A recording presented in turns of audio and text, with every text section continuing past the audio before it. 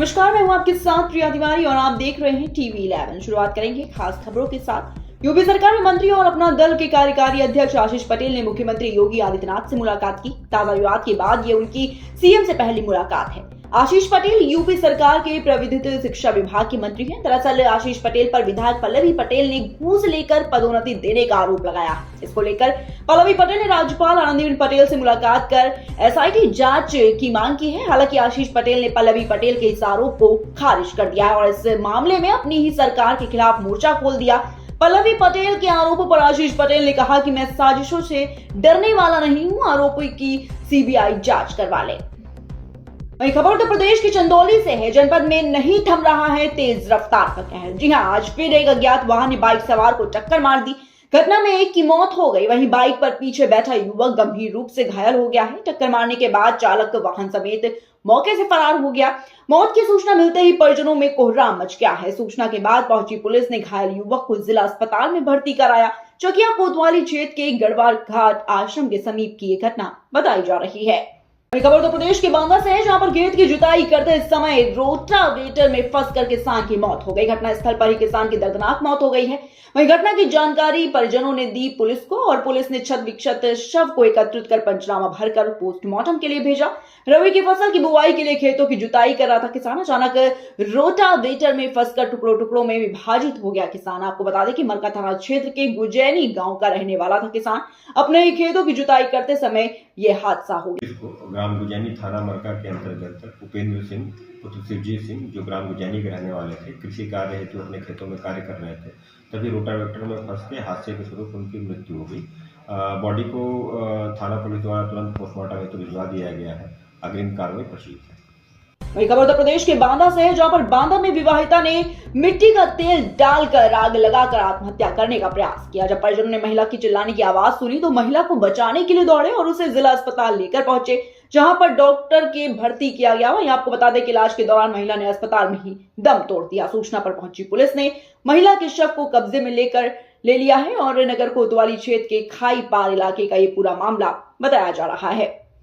मुरादाबाद में शुक्रवार को गुरु गोविंद सिंह महाराज के प्रकाश पर्व पर गुरुद्वारा श्री गुरु सिंह सभा ताड़ीखाना चौक के तत्वाधान में नगर कीर्तन भव्य शोभा यात्रा निकाली गई, जिसमें भारतीय परंपरा के साथ साथ सिख समाज के अद्भुत साहस की झलक भी दिखाई दी। नगर कीर्तन में सबसे आगे पंच प्यारे चल रहे थे और इसके पश्चात आस्था मार्ग में सिख समाज की महिलाएं आगे झाड़ू लगाकर सड़क साफ करते हुए कड़कड़ती ठंड में नंगे पांव चल रही थी। नगर कीर्तन का आकर्षण सिख समाज की टोली परंपरागत तरीके से वाद्य यंत्रों से आस्था का सैलाब जगा रही थी। वहीं Khalsa junior high school Chandranagar की नन्ही मुन्नी बालिकाएं भी परंपरागत सिख वेश में सभी का मन मोह रही थी।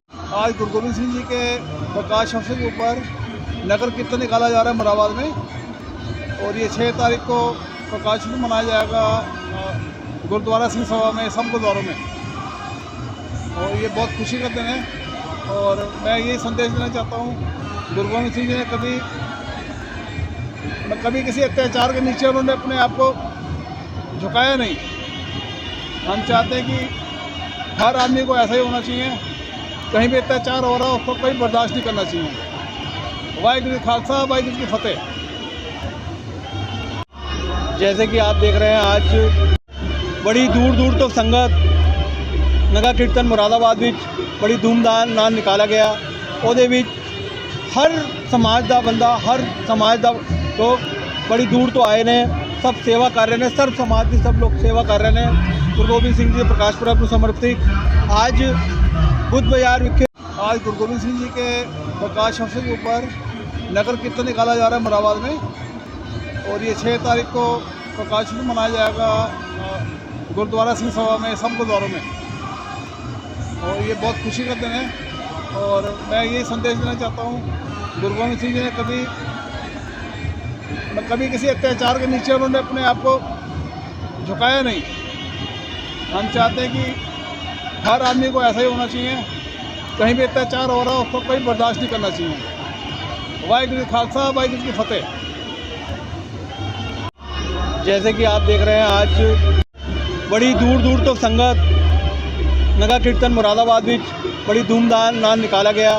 ਉਹਦੇ ਵਿੱਚ हर समाज का बंदा, हर समाज का लोग बड़ी दूर तो आए ने, सब सेवा कर रहे हैं, सर्व समाज की सब लोग सेवा कर रहे हैं। गुरु गोबिंद सिंह जी के प्रकाश पुरब को समर्पित आज बुद्ध बाजार विखे यूं तो लोकतंत्र में सामूहिक दंड की कल्पना भी नहीं की जा सकती है, लेकिन वार रे वाह, उत्तर प्रदेश का विद्युत विभाग गांव के लोगों पर बिजली विभाग की बकाया होने पर पूरे गांव की बिजली ही काट दी गई। खबर उत्तर प्रदेश के रामपुर जिले से, जहां बीते शनिवार 28 दिसंबर को विद्युत विभाग ने ग्राम जटपुरा की बिजली काट दी। पूछे जाने पर बताया गया कि गांव के लोगों पर बिजली का बिल बकाया है, इसलिए पूरे गांव की बिजली काट दी गई।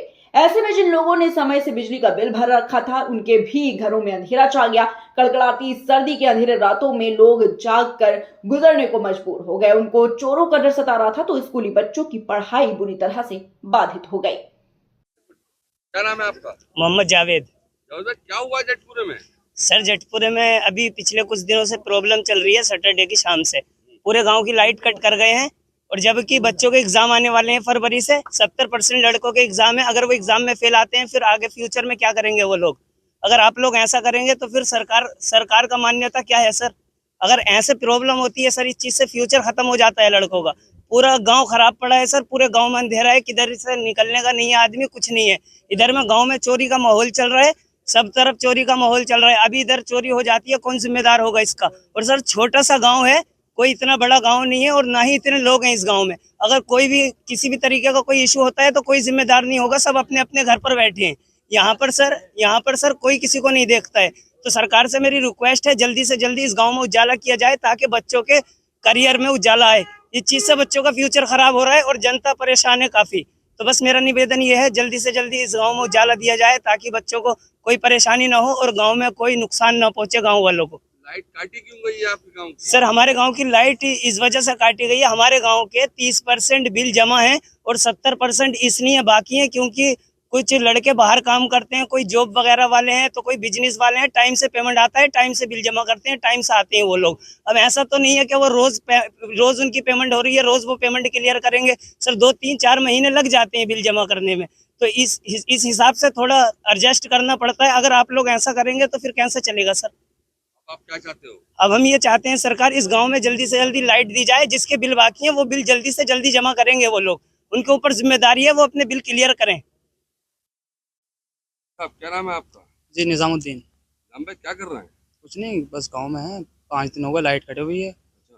कुछ लोगों के बिल जमा नहीं थे गांव में, तो पूरे गांव की लाइट काट दी है। अब सबके पास प्रॉपर पैसे तो होते नहीं है। लड़के लोग बाहर काम करते हैं, बिजनेस करते हैं, जॉब करते हैं, तो वो आते हैं 2-3 महीने में बिल जमा करते हैं। अब सबने तो बिल जमा किया नहीं है, कुछ के जमा है। पूरे गाँव की लाइट काट दी है। अब यहाँ बैठे हैं देर रात तक, हाथ ताप रहे हैं, वो फ़ोन स्विच ऑफ है, घर में अंधेरा पड़ा हुआ है, क्या करें? क्या कहना चाहेंगे साहब? कहना ये चाहेंगे, परेशान है, समस्या है ये।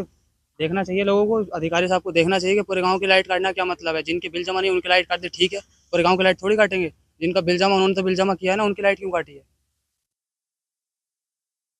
क्या कर रहे हैं रात भर आप? रात भर यही है कि बस आग जला रहे हैं, हाथ सेक रहे हैं। जब ज़्यादा नींद आने लगेगी तो बिस्तर में जाकर पड़ जाएंगे, सो जाएंगे। तो रात को चोर भी आ सकती है, कुमार भी लग सकते हैं, इसके जिम्मेदार कौन है? पूरे गाँव में अंधेरा है, बच्चों को पढ़ना भी है। कुछ बच्चे पढ़ाई कर रहे हैं, 12th के एग्जाम आने वाले हैं, कुछ नीट की तैयारी कर रहे हैं, वो कहाँ पढ़ेंगे बताइए? फोन भी चार्ज नहीं है, 5-6 दिन हो गए, अब तक तो इन्वर्टर भी सबके डाउन हो चुके हैं।